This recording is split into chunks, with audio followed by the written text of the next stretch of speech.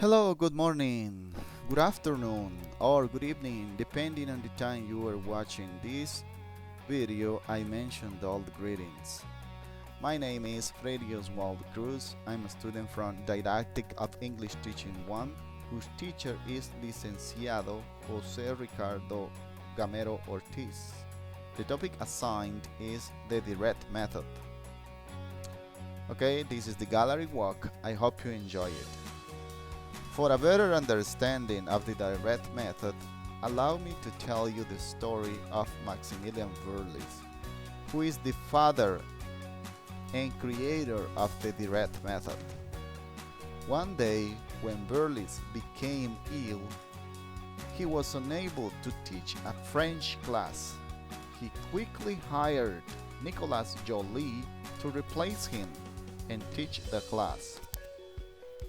Since he had always corresponded with Joly in French, he did not realize that Joly did not speak any English until after he had hired him. Joly taught the class entirely in French with no translations, by using gestures, pointing to objects, and using tone of voice and facial expressions to convey meaning. Berlitz returned to the class 6 weeks later to find out that his students, who had spoken little to no French before Joly began teaching, were conversing semi-fluently in French. Their pronunciation and grammar were also very good. Berlitz used this experience to develop the Berlitz method, for which only the language to be taught is spoken for on the first day of class. Students rely on the same techniques Joly used rather than translation to gather meaning and learn grammar and vocabulary. Now we are going to continue with the next slide. How did the method originate? That's a good question, right? The direct method, also known as natural method, was practiced in French and Germany approximately in 19,000.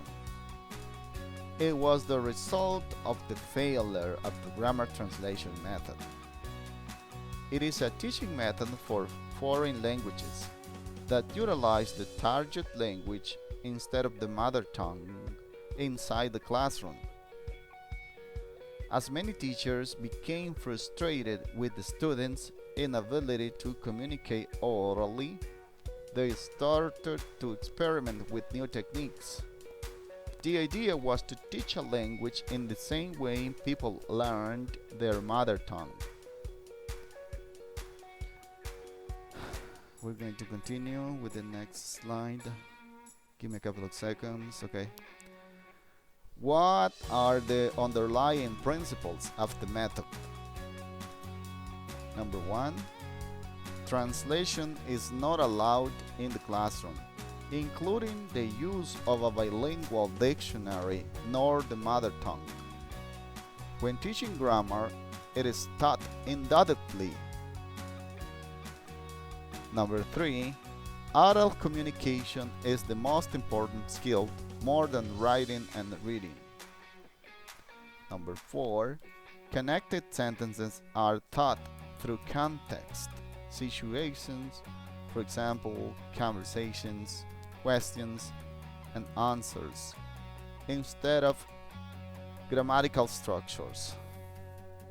Number 5, pronunciation is taught systematically. Follow the principles of phonetics and phonology of the target language.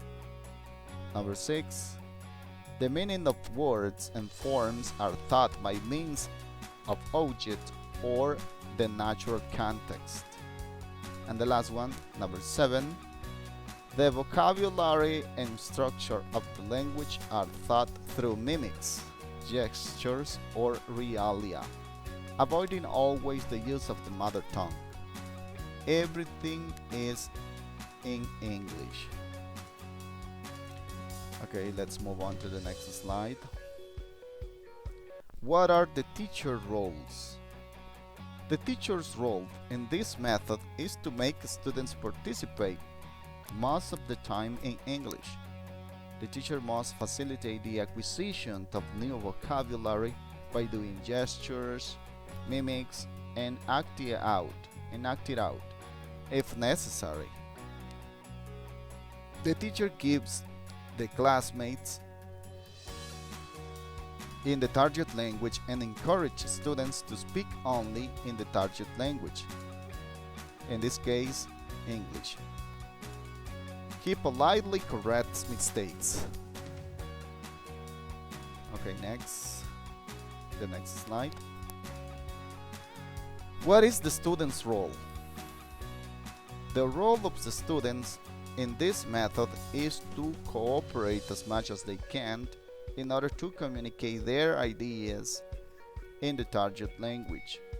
They are asked to participate actively during the classes, putting much effort by not saying anything in the mother tongue.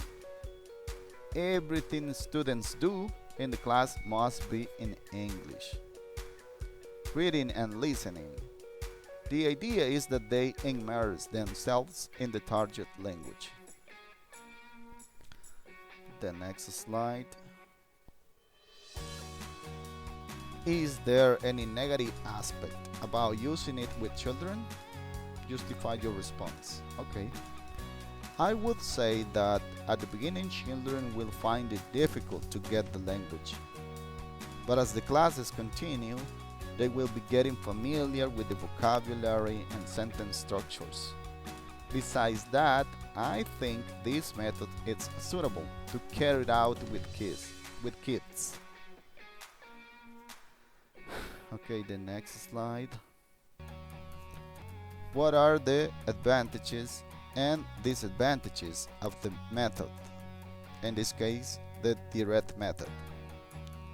Advantages of using the direct method.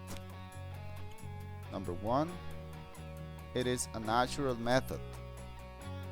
It teaches the second or foreign languages in the same way as one learns one's mother tongue. The language is taught through demonstration and conversations in context. Pupils therefore acquire fluency in speech.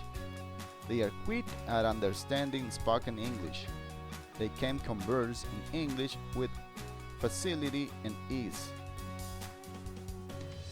Number 2, no gap between active and passive vocabulary. This method does not differentiate between active and passive vocabularies. According to this method, whatever is required for understanding through English is also required for expressing through it. If English is taught through the mother tongue, the gulf between the active and passive vocabulary is widened.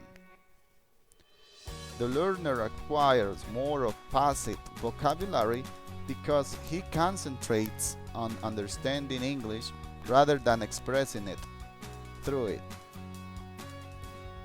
3. This method is based on some principles of education. It believes in introducing the particular before general concrete, before abstract, and practice before theory. Number 9. These are the slide, the ones that we are going to see are the disadvantages. Number 1, defects. There are educationists who hold the view that the direct method does not take into account all aspects of language teaching. Dr. Michael West considers that the best thing about this method is that it links the foreign word with the idea that it represents. Hence, instead of being called a direct method, it should be called a direct principle. The other disadvantage not comprehensive. Language learning involves acquisitions of skills: listening, speaking, reading, and writing. The direct method concentrates on listening and speaking, but not reading and writing. That is why many of those who have learned English through the direct method feel that they do not get adequate command over written language. Okay, we are almost finishing. Is the method appropriate for elementary schools EFL classes? Okay, the answer to the prior question is yes, since it is proven that kids comes with the ability to speak any language from birth. So the sooner the better. I really recommend the use of the direct method as soon as possible for kids. This action will be very beneficial for them. It'll be easy for them to acquire the language since childhood.